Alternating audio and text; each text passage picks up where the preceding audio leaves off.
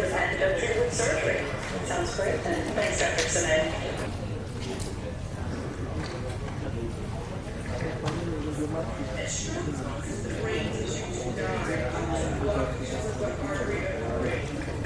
EECP works while you simply lie down on a comfortable bed. 3 blood pressure cuffs are wrapped around your calves, thighs, and buttocks. When your heart is at rest, these cuffs pump oxygenated blood from the legs up to the heart. Due to the increased blood flow to the heart and the brain, EECP helps move blood through the arteries of the brain that is blocked and stimulates the growth of new arteries called collaterals. This increased blood flow enhances healing, improves structural integrity of tissues and blood vessels, and EECP improves direct motor functions such as walking, balance, speech, or vision. It's simple. EECP improves total cardiovascular function. Call Global Cardio Care and schedule a free EECP session today. And after you experience EECP, tell your family and friends. Call Global Cardio Care at 310-412-8181 today to schedule a free EECP session. Good afternoon, everybody. I hope that you enjoy your lunch. I believe this morning session for this interventional pain ultrasound is quite interesting, and I hope everybody benefit from that. And now I have a great pleasure to introduce Dr. Wong Teck Wee, which is going to deliver a speech during this lunch symposium. Dr. Wong Teck Wee was the scientific chairman of the World Congress of Healthy Aging 2012, supported by WHO, the first of its kind, incorporating mainstream and complementary medicine with the goal of holistic care. Currently, he is the Vice President of Malaysian Healthy Aging Society, an NGO championing preventive health of elderly. He completed Singapore Cardiology Advanced Specialist Training and was admitted as a Fellow of the Academic Medicine of Singapore for Cardiology in August 2004. Subsequently, he completed the Cardiovascular Interventional Fellowship at the National Heart Centre, Singapore. He is a Fellow of American Society of Cardiovascular Angiography and Interventions. Today, he is going to deliver the speech EECP, the Forgotten Evidence-Based Treatment for IHD. Please, Dr. Wong.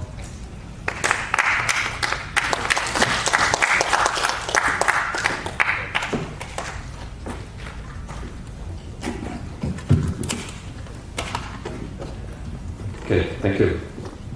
I was told that most of you are general practitioners. Any of you here taking care of any patient with cardiac disease? I just want to see if you are taking any patient with heart problem. Can you raise your hand, please? Are you? Okay, so if you are a general practitioner, you do see some of these patients. So this may be relevant to you. This is technology that recently come to Malaysia, and I hope that I can give you some information about this condition. So I'm going to talk about EECP, the non-invasive treatment for ischemic heart disease. So my objective today is to talk about the indication of EECP and the guidelines, the contraindication of this modality of treatment, a brief history of this machine. We call it a counter pulsation. The mechanism and the hemodynamic effects of this modality, and also the summary of the clinical trial. So some of the evidence that is relevant to this machine. So for those who take care of a patient with ischemic heart disease,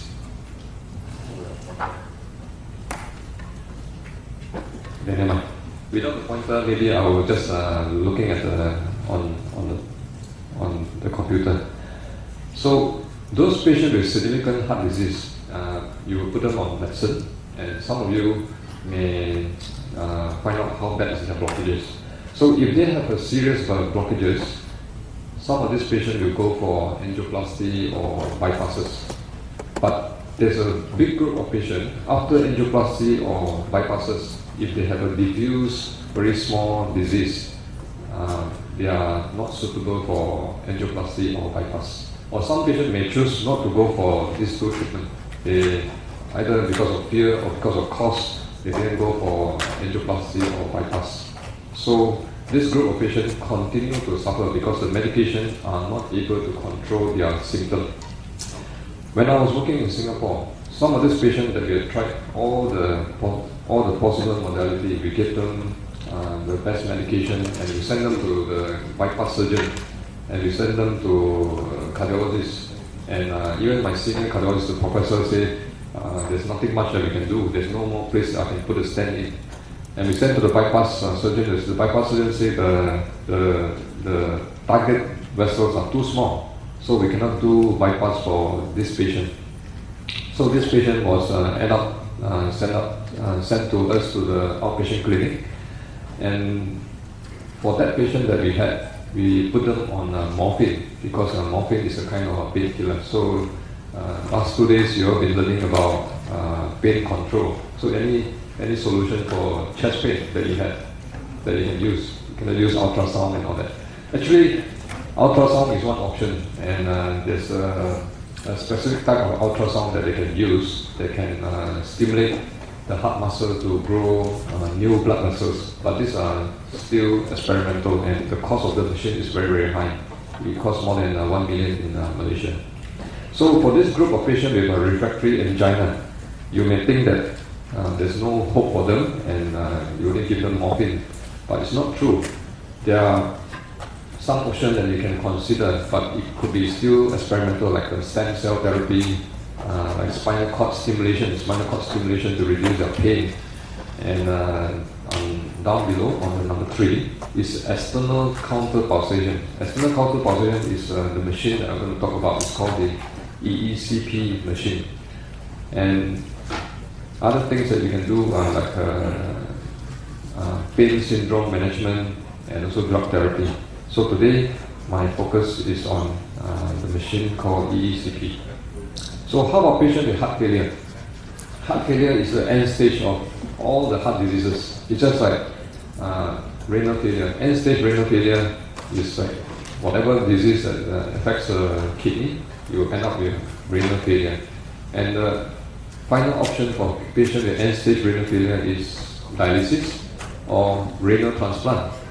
But for the heart, there's no heart dialysis, and heart transplant is done in Malaysia, but it's so rare. For the last 10 years in Malaysia, they have done less than 20 patients, and the mortality is very, very high. More than 50% are not alive now. So this option is viable, but it's not so practical in Malaysia or even in Singapore. Singapore with such good facilities, heart transplant is so rare. So patients with heart failure, we have left with very limited options. And the options are, if there are blockages, we send them for angioplasty or bypass. If they have valve problem, we send them for valve replacement.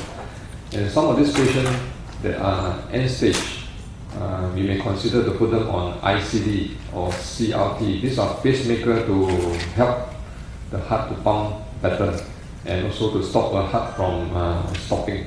But these pacemakers are temporary measure. It's not a long-term solution. And when these solutions are used, in the West, they have the option of doing heart transplant. So in US, heart transplant is quite regularly done. But even then, maybe they do about less than 1,000 cases per year. But heart failure is such a big problem. The whole country may have a few million of patients with heart failure. So with this limitation of solution, patients with heart failure will end up with taking a lot of medication, and at the end of their condition, we may have to send them to hospice or palliative care. So palliative care, the solution is the same as the refractory angina. We put them on morphine because morphine will reduce their symptom of dyspnea. And sometimes we put them on experimental drugs or consider stem cells.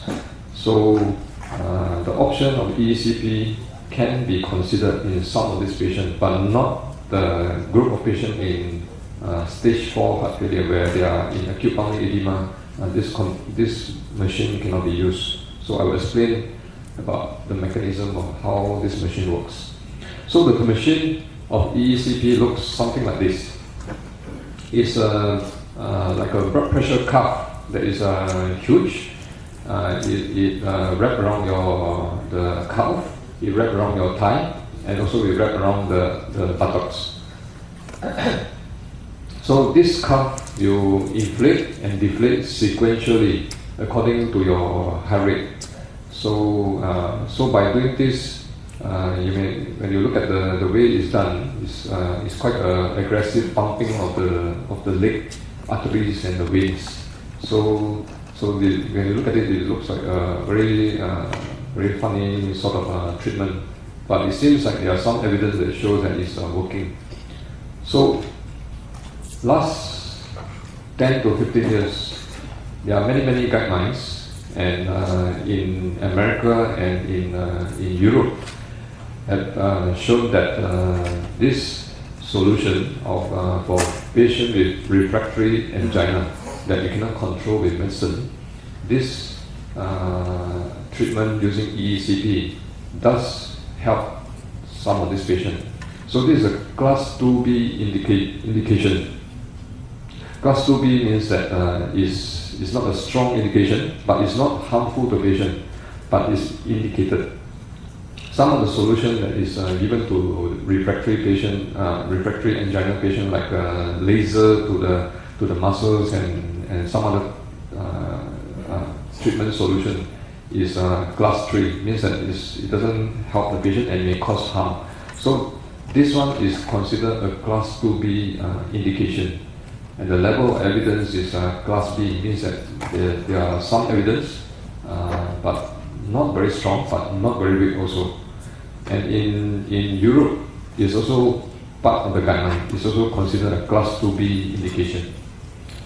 And in US, whatever machine that you use to treat patient, they need the FDA clearance. So FDA has, in 1995 and 2002, has given the clearance for EECP to be used for patients with stable and unstable angina, acute myocardial infarction, and also cardiogenic shock. In 2002, they given the indication for heart failure. So in US, the FDA have approved this therapy for these 4 groups of patients. So if you look at this machine, it seems to be simple and safe, non-invasive treatment. It's not an operation, it's just a sequential pumping of the thigh, the calf, and also the buttocks. So there are some contraindication of using this solution. So when you pump the legs, and according to the study, most of the side effect of this modality is a local abrasion. It causes some bruises. About 20 to 30% of patients will get bruises and irritation of the skin. So any patient with a problem of the legs, like a peripheral vascular disease, and also deep vein thrombosis, these are contraindicated. And when you pump on the leg, you pump on 2 vessels in the legs. One is an artery, one is a vein. So pumping on the artery and vein, for the effect to work, you should not have any blockage in the iliofemoral artery. If there's a blockage in the iliofemoral artery, the pressure cannot be transmitted to the heart. And when you pump this blood through the vein, the venous return will be a lot. So when the venous return to the heart, if you have severe pulmonary disease, decompensated heart failure, means that you are still fluid overload. The returning blood will cause worsening of their heart failure. So heart failure patient is indicated, but it must be selected on a group of patients. And patients with severe mitral stenosis, aortic stenosis, or severe aortic regurgitation are contraindicated to use this machine. And when you pump, you need to coordinate with your heart rate. So if your heart rate is irregular, like atrial fibrillation, that is not controlled, more than 100 beats per minute, so the machine will not be able to pump properly. And because of the pumping that increase some of your blood pressure, if the blood pressure is uncontrolled, this is also contraindicated. And those patients on warfarin, if your INR is more than 3, it can cause bleeding to the lower limb, and local infections like vasculitis or cellulitis are contraindicated. And patients who are pregnant are also contraindicated. So these are some of the issues in EECP therapy which I don't want to elaborate. I will just go on to look at what do we do, what are the patients that if you choose to do EECP, these are the recommended things that you can do. First, echocardiogram will be useful to exclude valvular disease. But if you can use a stethoscope and there is no significant murmur, echocardiogram is not compulsory. But patients with heart failure who are decompensated with a leg swelling or breathlessness, and you listen to the lungs, there are a lot of crackles. These are patients who are contraindicated. In patients with AF, you must control the heart rate. And if you have the service of stress perfusion scan, that will be helpful because you can demonstrate that before the EECP, you have a lot of ischemia, and after the EECP, the ischemia improve. So, how do we do this therapy? Is done in an outpatient, and the standard treatment is about 1 hour per day, where the machine will pump the leg for 1 hour, and it's about 5 days per week, and it's continuous program for several weeks. And in the study, it shows that you need a total of 35 treatment for the effect to work. And what are the benefits of this therapy? According to the study that was published, it helps with the angina. Some of these patients with very bad angina, it helps and reduce their angina symptoms, and quality of life also improve. And some of the patients have improved exercise capacity. And finally, some patients may have improved myocardial perfusion and reduce use of GTN nitrates. So this system is very similar to a machine that we call IABP. This is invasive. And have you ever heard of IABP? Any of you have heard of this machine, IABP? No? Okay.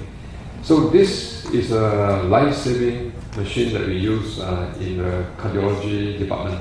It's a balloon pump that we insert through the femoral artery, and we put it in the descending aorta, very near to the heart. So this pump, like a balloon, it's a huge balloon. It's a balloon of the size of about 3 to 4 centimeters. So this balloon will inflate and deflate according to the heart rate. So when the heart is in a relaxed state, in a diastole, the balloon will be inflated. So when the heart is relaxed and the balloon is up, it increases blood flow to the coronary arteries and to the brain. So for those patients with cardiogenic shock or those patients with severe ischemia, this balloon will help with the cardiogenic shock. So this has been proven with major big studies. And this is a standard treatment for patients with cardiogenic shock. So this is an invasive therapy called the IABP. So it's a balloon inflating in diastolic and deflate in systolic. So when they do the studies, they found that maybe they can do the similar sort of mechanism non-invasively with the EECP. So they invented this technology by pumping the leg sequentially. So very similar. In the diastole, the balloon will be inflated and squeeze all the blood to the heart.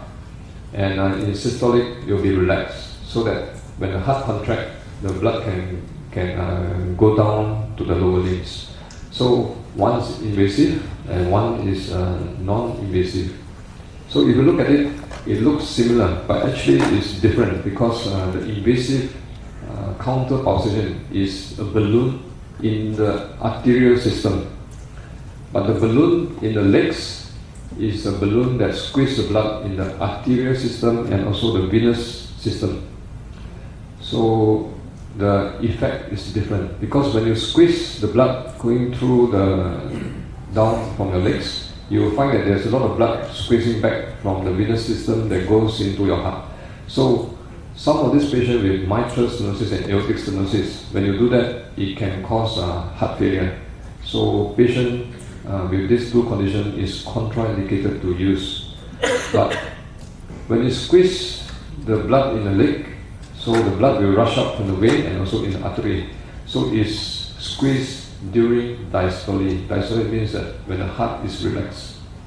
So when the heart is relaxed, when the blood is squeezed up, you increase the perfusion of the coronary arteries. So with that, it causes some beneficial effect to the heart. So this EECP, squeezing the blood in the leg with increased venous return and increased blood flow to the arterial system. So if you have an abdominal aneurysm, when you squeeze blood up through the arterial system, sometimes it can cause rupture. So this is a contraindication. And if you have a blockage in the femoral artery, the blood will not go up to the heart. So this is also a contraindication. So what is the history of this technology? So it started in 1958 and in US where they described this possible hypothesis of counter pulsator in 1961. And in 1962 they invented this machine called IABP, the invasive balloon pump. And they've shown that for the last 30-40 years, this machine has saved a lot of patients who are in cardiogenic shock. But this is a very invasive test that only cardiologists can do. And in 1969 onwards, they have done some study using the primitive EECP, using hydraulic pump. So even then, they show there are some benefit. And about 10 years later, this researcher from China, Dr. Cheng, has improved on this system, become a pneumatic system where they use air instead of a hydraulic system. And since then, they have progressed a lot, and they have done many studies, and shown the benefit of this technology. So arterial counter pulsator is an IABP. They put a tube into the arterial system. So this is an invasive technique, and this is a non-invasive technique. So this is one of the first primitive hydraulic pump. They use a metal container and use some bladder inside the leg, and you pump in systolic and diastolic. It's not sequential. So after 10 years, they have invented a better system. So the better system, what it does is that it has this sequential pumping. So it starts from the calf, then go to the thigh, and go to the buttocks. So by doing so, the blood will force up to your heart in a more efficient way. So by doing so, increase the flow to the artery in diastolic, and when you relax in systolic, the cardiac output is increased because there's no resistance for the blood to move forward. So they have done some study that shows that, so this is a normal arterial waveform. So when you are in first year, when you're studying physiology, this is the normal curve of the arterial blood pressure. So what the machine does is that the pump will be inflated in diastolic. So when it's inflated, it squeezes the blood to the heart and causing the diastolic pressure to be higher. So when the diastolic pressure is higher, it increases the blood flow to the coronary arteries. And by doing so, when the balloon deflates, the pressure becomes low because of the resistance is less. So this acute hemodynamic change is that the diastolic pressure is increased and the systolic pressure is reduced. So it's a bit reverse from the natural blood pressure, but it helps. And then they've done the studies on the flow in the aorta using the ultrasound. It shows that during the EECP, the cardiac output is increased because of this mechanism. So EECP does increase the cardiac output. So this is another graph of showing a normal systolic and diastolic. But when you use a pump, the diastolic becomes bigger and the systolic becomes shorter. So this is during the EECP, not the IEPP. So EECP and IEPP will give a very similar curve, except that the EECP will give you the increased venous return. So that also contributes to the increased cardiac output. So what is the mechanism of action that may help the patient? So the force of diastolic augmentation increase coronary blood flow. So for those patients with a serious block, the blood flows increase, and the cardiac output also increase because of the venous return, the squeezing the blood from the venous system. And finally, it also increase the cardiac workload, reduce the cardiac workload because of the sudden relax. That will reduce resistance for the heart. So by squeezing the leg arteries, it improves the endothelial function. This is one of the key for all this atherosclerosis. By doing exercise, normal exercise, it helps with our endothelial function. So this also have a similar effect as an exercise because of the shear stress, the force going through the arteries by using the pump. It increases the nitric oxide, reduce endothelin, and increase this endothelial progenitor cell. So these are some of the key markers that help with the arteries and reduce some of the cytokines. And collateral development because of the force of the flow through the coronary artery. So nobody knows what is the exact mechanism, but people think that it could be the angiogenesis of the VEGF that will increase the blood vessels. And some of the neurohormonal factors are improved, like BNP and reduced ANP. So these are the postulated mechanism. So this is in the diagram. The diastolic pressure increase coronary artery flow, and the flow will also force out the collaterals, and the squeezing of the legs, arteries and veins will improve the endothelial function, and by unloading the heart, for those patients with a weak heart, their heart functions is improved. So endothelial function is because of the shear forces through the endothelium. Endothelium have been shown that it can increase the nitric oxide. And nitric oxide is one of the potent vasodilator, and also it has a potential to reduce atherosclerosis. So nitric oxide is one of the key. If you cannot remember anything from my talk, at least you remember nitric oxide. And then those patients who one of the potential mechanisms is development of collaterals. So they've done the studies on animals and on dogs, and they've shown that those patients who are those dogs that before the EECP there are less blood flow, but after the EECP there are more collaterals to the heart. So the hemodynamic effects, they've done some studies on the measure the blood flow during the diastolic phase. It showed that the blood flows are increased during the EECP. Now I want to show you the evidence of EECP. So the two clinical conditions that I want to talk about is angina pectoris. So in cardiology, we do a lot of functional tests like stress test, sometimes we call it stress echo, and sometimes we call it myocardial perfusion scan. So among the functional tests, the most accurate is called the myocardial perfusion scan. So this is what we can see in the myocardial perfusion scan.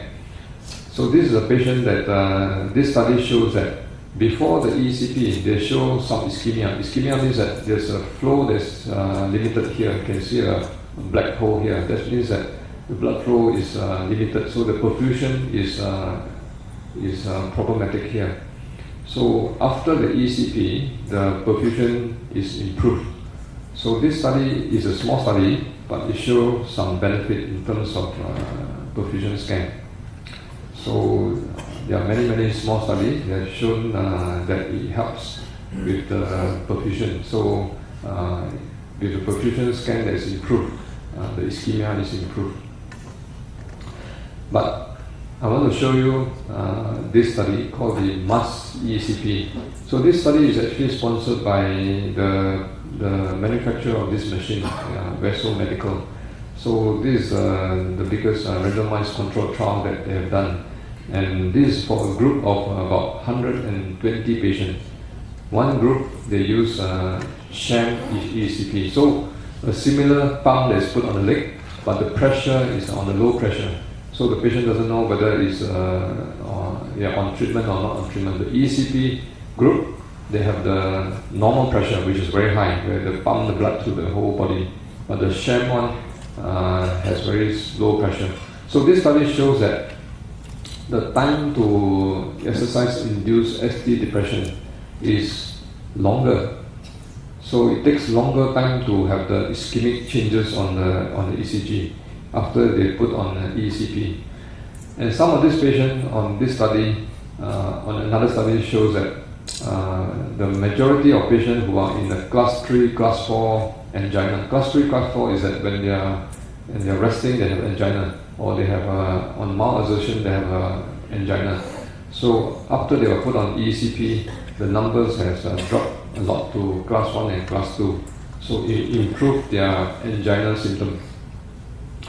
And then this study also showed that many of these patients has dropped their angina severity for 3 classes. So from class 1 to class 1. And a small group of them, a bigger group of them will drop their symptom by 1 class. So this is the study, another study that shows that when they are put on ECP is on the red line. The exercise time also improved, the time to angina also improved, and the oxygen uptake also improved in this small group. So there are a lot of small studies for ECP, and that was a main criticism by many cardiologists because the studies are small. But you can see that the trend is quite obvious that the angina class improved. The angina episodes and the GTN use also reduced. And about 10 years ago, from 1998 to 2001, they've done a registry of all the patients that is on ECP. So there's about 5,000 and 3,000 patients. There's a two registry that they collected data for 3 years and 2 years. So this patient who are put on a registry is not a randomized controlled trial. So the quality may not be same level as a randomized controlled trial. But even then, it shows marked benefit. So a lot of these patients in class 3 and class 4 symptoms. And once they are on ECP, the class 3 and class 4 has dropped a lot. So these are part of the registry patients where they have shown a lot of benefit. And after 3 years, all this class 3 and class 4 group of patients has dropped to class 1, 2 and 3. And the quality of life in another study of 50 patients also shown that it's increased. The SF36 and the exercise duration also increased. So these are studies that is shown for ischemic heart disease. Next, I'm going to talk about heart failure. These are the 2 conditions that is indicated based on the FDA and the guidelines. So, patient with heart failure, the problem is that if they have ischemic heart disease, there's a lot of stenosis. It causes the cardiac output to go down. When the cardiac output go down, the endothelial dysfunction and a lot of neurohormonal changes, like the angiotensin system and the sympathetic nervous system are activated. So all these are the target for treatment for heart failure. So patients with heart failure, we will put them on medicine like ACE to overcome this. and we put them on beta blocker to overcome this. And because of the fluid overload, we also give them diuretics. So the pathophysiology is this. And EECP may contribute and improve some of this pathophysiology. So by doing a few things. So EECP does improve the coronary perfusion, and it also increases the cardiac output. But as I said, it's indicated for heart failure, but not the group of patients who are fluid overload, because if you have fluid overload, it may cause more harm. And also it improves endothelial cell function, and it helps with the neurohormonal changes. So it works on a few of this pathway for heart failure. But in the real practice, in the real studies, these are the findings. So it shows that some of these patients with heart failure, and they put them on EECP, their 6-minute walking distance are increased compared to baseline, and is sustained after 1 year. So the company sponsored another study for heart failure. So this is a big group of patients of 187 patients randomized to EECP therapy, and this is done in many centers. And the endpoint shows that the exercise duration improved. The yellow color is patient with EECP. So the exercise duration improved, but the peak VO2 are the same. These are the oxygen consumption of the heart. And other secondary endpoint shows that EECP increased their exercise duration from 3 months and 6 months, and the VO2 remained the same. But at least is improving or stay the same rather than worsening compared to the control who is not on EECP. And some of these patients has improved on their NYHA class even up to 6 months. So it's a short study, but it shows that it's beneficial. And the quality of life using the Minnesota Living with Heart Failure questionnaire also show improvement in quality of life. And those patients who are very old, more than 65 years old with a poor EF, also is shown there are some benefit of increased exercise duration and VO2. And all the other factors that we discussed earlier remain the same, even though if they are very old. And how about patients with ischemic etiology? Heart failure can be divided into ischemic and non-ischemic. Non-ischemic are patients with cardiomyopathy. So this modality is more helpful for patients with ischemic because it improves their collaterals, and it is shown in their outcome. So exercise duration improved, and peak oxygen remain the same. There's no real change. And the NYHA classes also improved. Their quality of life has also improved. So finally, EECP is an option that can be considered for patients with difficult refractory ischemic heart disease with a lot of symptoms that has run out of option. And the second thing that I want to highlight is that it's a probable option for patients with heart failure. And in future, hopefully, there's a lot of more research that can be used to confirm the strength of this therapy. And if you go to the internet and Google this modality called EECP, you'll find that there's a lot of case reports and testimony that says that it works so well. You know, some of these patients with all these conditions improve a lot. But in some of these studies has shown that there are a group of patients that respond, and some of the patients that do not respond. So if I have some time, I would like to talk a little bit about some patients who respond and some who don't respond. So those who responded very well. And just quickly go through the patients that do not respond. So just now I've shown that the arterial pressure to be this is a normal one, and then this is on EECP. So the diastolic become higher and the systolic become lower. So those patients who do not respond, the DS ratio means that the diastolic to the systolic pressure dropping is less.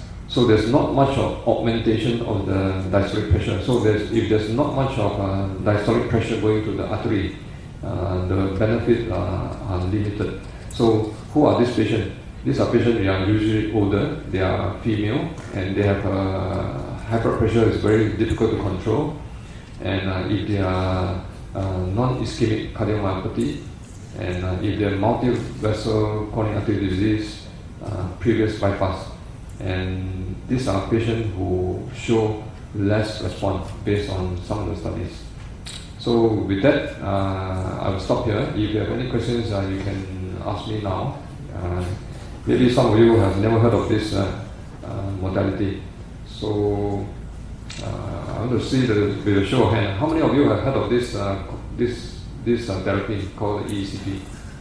Okay, so quite a few of you have heard of it, but those who have not heard of it, hopefully I have given you the probability of this option for your patient. So any questions from the floor?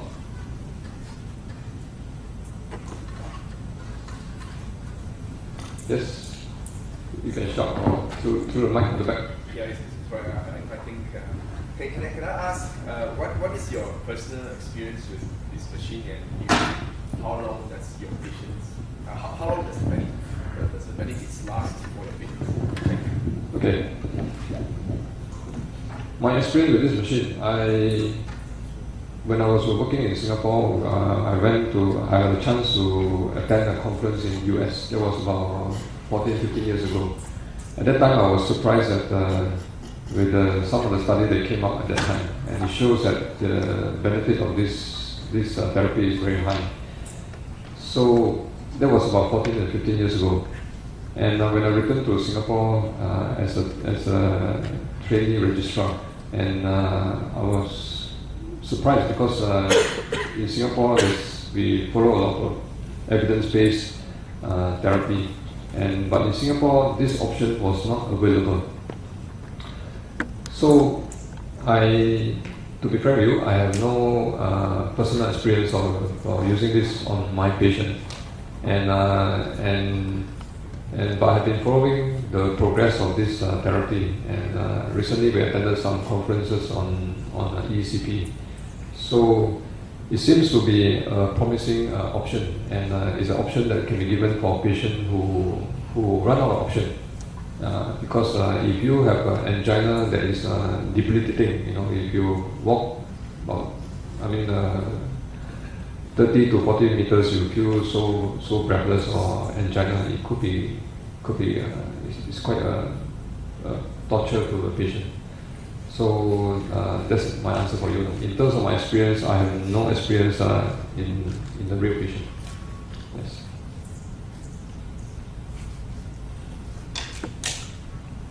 No. Any study on normal patient who has blockage and doesn't want to go for bypass or stenting and do this? Okay. So if you say any study on this group of patients, definitely no, because the number of studies is very limited. But if you look at the potential benefit, it seems to work for this group of patients. So no real studies on patients who are supposed to go for revascularization, going for this option. So ideally, as doctors, because I know some of you has this therapy in your clinic, you should offer revascularization as a first line. If patient refuse to go for that, then this option can be offered, because the revascularization is still the first indication for this group of patients. Yes.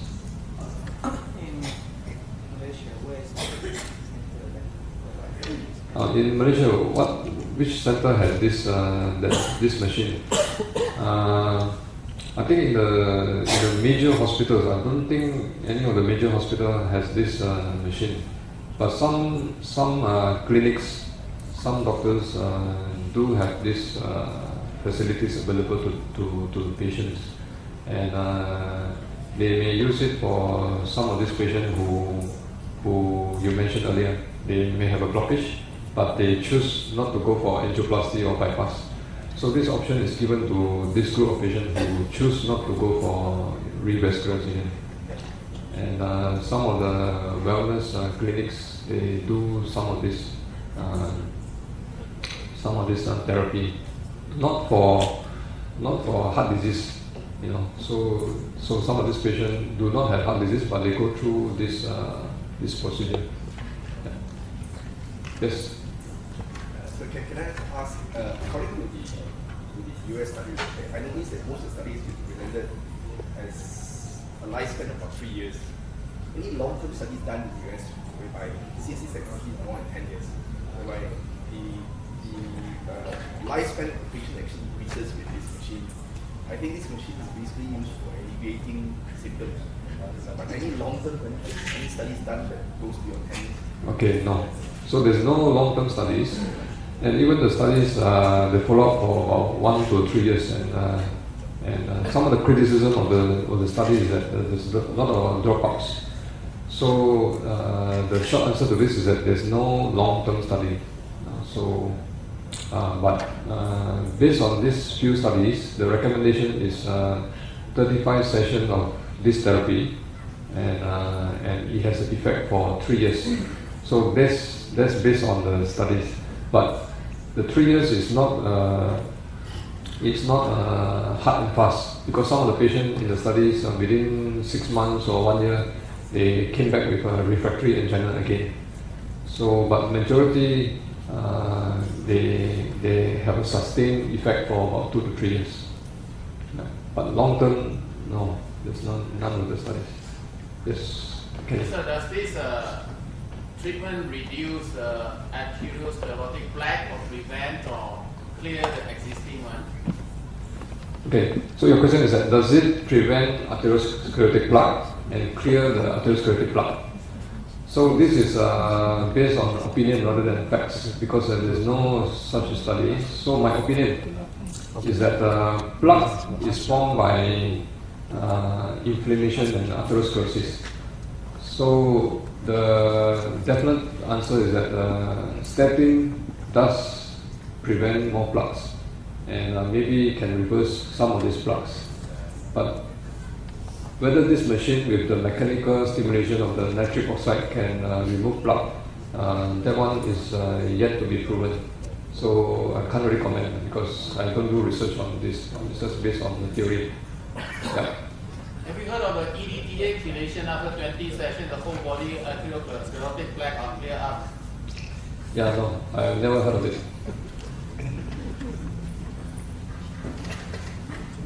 Dr. Wong, I think the time is short. Our afternoon session is going to be start at 2 p.m. Let us, as usual, thank you to Dr. Wong.